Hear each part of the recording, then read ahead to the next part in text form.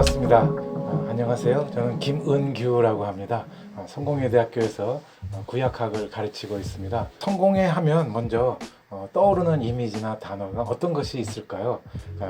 아마 여러분들께서 익히 잘 알고 있는 헨리 8세 얘기는 수없이 많이 들었을 겁니다. 그게 초중고등학교 교과서에 나와서 이미지가 아마 뇌리에 박힌 것 같습니다. 그런데 오늘은 좀 다른 이미지로 성공회를 한번 조금 소개를 해볼까 합니다. 옥스퍼드 대학, 또 캠브리지 대학도 알고 있죠. 그럼 명문 대학으로 아주 세계적인 명성이 있는 학교입니다.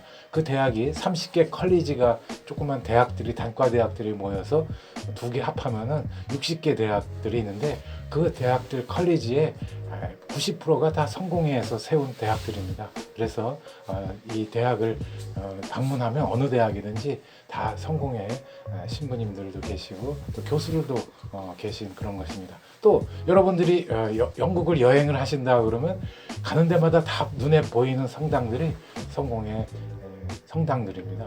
또 하나는 여러분들이 잘 아는 문학가 누구죠? 섹스피어입니다. 이 섹스피어를 보면 그의 많은 작품들이 아시는 그런 햄릿, 리어왕, 맥베스, 베니스의 상 이런 것의 그런 배경들이 다 성공회를 배경으로 해서 또 비판도 하고 또 그런 그 절대 권력에 대한 것을 또 풍자하기도 하는 그런 작품들이 담겨져 있습니다. 그래서 영국 성공회와 이것은 뗄래야 뗄 수 없는 그런 것입니다. 그러면 여러분들께서 성공의 핵심이라고 하는 내용을 보겠습니다. 성공의 핵심, 이 내용도 아마 많이 여러분들도 배워서 아실 겁니다. 성공의 핵심은 일단 성서죠. 성서가 핵심이 되고 있습니다. 그래서 구약과 또 신약 외경을 갖고 있는데 여기서 중요한 것이 하나 있습니다. 이 성서는 그동안에 라틴어로 해서 초대 교회 시대에서부터 그러니까 로마 제국 시대 때부터죠. 그래서 중세까지 쭉 라틴어로 돼서 사제가 이 성서를 라틴어로 해서 하나의 권력과 같이 이것을 독점하고 있었습니다. 그러니까 일반 평민들, 민중들은 이 성서를 알 수가 없는 거예요. 읽어도 남의 나라 얘기를 하는 거죠. 그런데 그때 존 위클리프라고 하는 사람이 이 성서를 영어로 번역을 했습니다. 민중들한테 이것이 아주 어필이 되고 호소가 되고 받아들이게 된 거죠. 존 위클리프는 하나의 유명한 명언을 남겼습니다. 그래서 이 성서를 대중화시키면서 국민을 위한 정부가 될 것이다. 바로 이 성서가 이런 메시지를 남겼는데 그것이 나중에 몇백 년 뒤에 미국의 링컨 대통령이 이것을 정부에다가 도입을 해서 했기 때문에 우리는 이 메시지가 링컨이 한 줄 알죠. 그러나 본래 존 위클리프가 그렇게 했습니다. 그 다음에 이성이 있죠. 그래서 우리는 물론 뜨거운 신앙과 또 한편으로는 냉철한 또 이성을 갖고 있음으로써 철학과 대화를 하고 또 종교 간의 대화를 하고 합리적인 사고를 합니다. 또 민주적인 사고를 하기 때문에 영국의 민주 발전에 있어서도 의회 발전이나 모든 사회 전반에 이 이성의 정신이 깊게 녹아 들어갔다고 봅니다. 또 전통이라고 하는 것은 여러분들 아시다시피 예전 전통을 얘기하기 때문에 더 다루진 않겠습니다. 그 다음에 이제 다양성과 포용성입니다. 그것을 우리가 비아 메디아라고 하는데 큰 중도의 길, 중간지대를 얘기하는 거죠. 옛날 성공회가 생길 때 양극단, 가톨릭주의와 또 개혁교회가 서로 싸우면서 죽이고 하는 것이 한 100년 이상 그런 전쟁이 서로 안에서 암투가 있었습니다. 그래서 그런 것들 양극단을 배제하면서 중간을 하면서 다양성과 포용성을 중시한다고 하는 것이 하나의 큰 정신이 됐죠. 이것이 나중에 정치에도 적용이 되고 그래서 영국의 노동당도 있고 또 보수당이 있는데 1920년대서부터 지금까지 서로 타협하고 서로 도우면서 잘 가고 있습니다.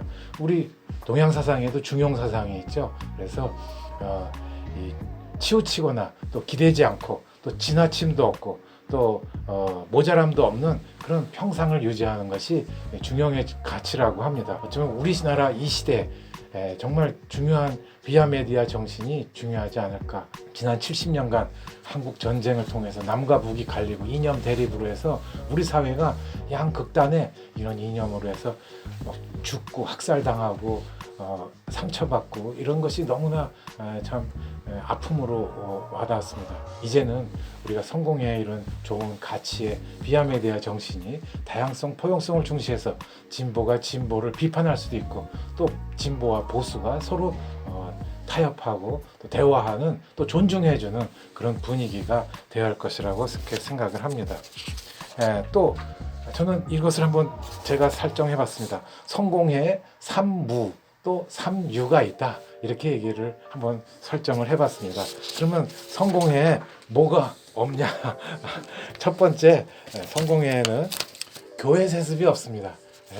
성공회에는 그동안 개신교는 내가 개척하면 내 교회입니다. 그래서 평생 동안 내 교회가 돼서 그래서 오랫동안 개인 소유로 되다 보니까 나중에 그것을 자식한테 물려주게 되는 이런 것에 좀 폐단이 있게 되죠. 그래서 오늘날 개신교가 많이 또 욕먹는 것 가운데 하나가 이러한 교회 세습 문제가 아주 돼서 좀 추락하는 것이 됩니다. 또 부패가 생기고 비리가 생기게 되죠. 그런데 성공회는 성직자 인사제도가 있어서 주교님께서 여기 가라 하면은 또 가서 세임지에서 3년, 6년 목회를 하고 또 옮기게 됩니다. 그래서 성직자 2세도 있지만은 하나의 교회를 내가 세습하는 것은 없습니다.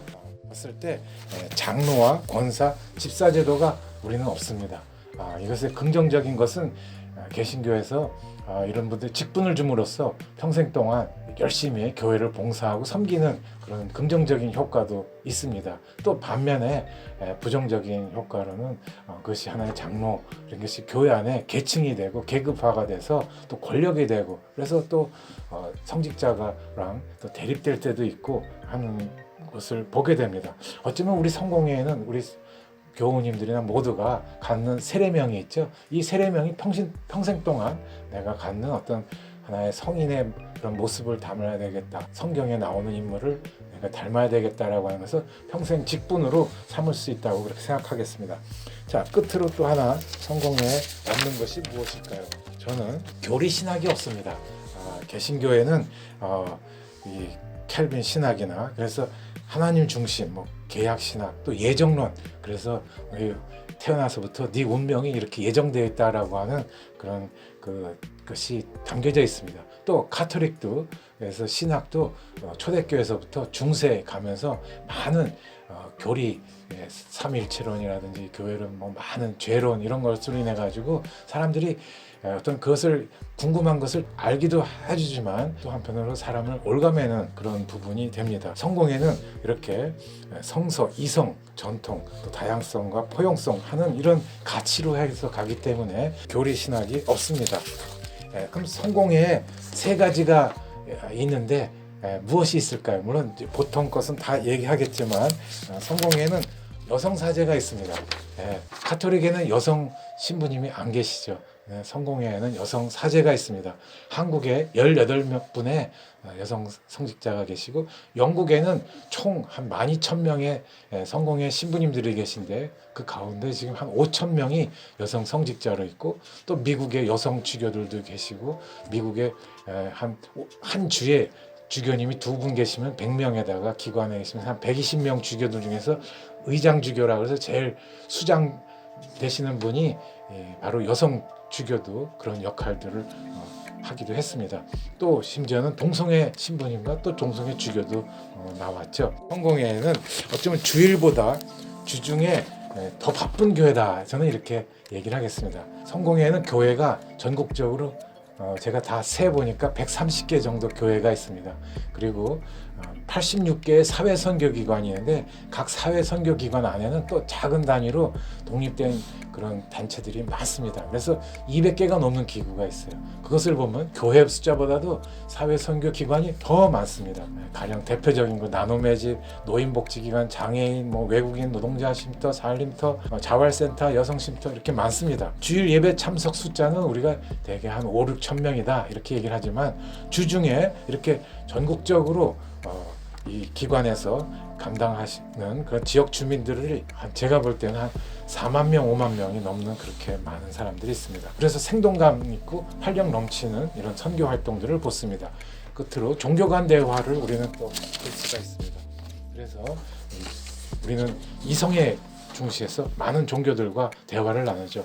오강남 선생이라고 종교학자는 이분은 기독교가 3번 크게 확장된다고 하는데 로마 제국 그리스 로마 시대 때 건축, 미술, 양식 이런 것이 발달했고요. 또 르네상스 이후에 인본주의와 과학, 의학 이런 것이 발달하면서 또 기독교가 많이 발전했습니다. 유럽 기독교도 지금 좀 쇠퇴하죠. 그러나 앞으로 하나의 새로운 가능성은 동양 종교하고의 만남이라고 하는 겁니다. 그래서 이 유교 사상 또 불교하고 만남으로써 기독교가 더 폭이 넓어지고 확장성이 커진다고 하는 것입니다. 대화를 하고 서로의 종교 간에 협력할 수 있는 부분이 많고 또 평화를 이룰 수 있는 그런 요인들이 많습니다. 그래서 오늘은 한번 먼저 성공회의 여러 다양한 모습들을 한번 봤습니다.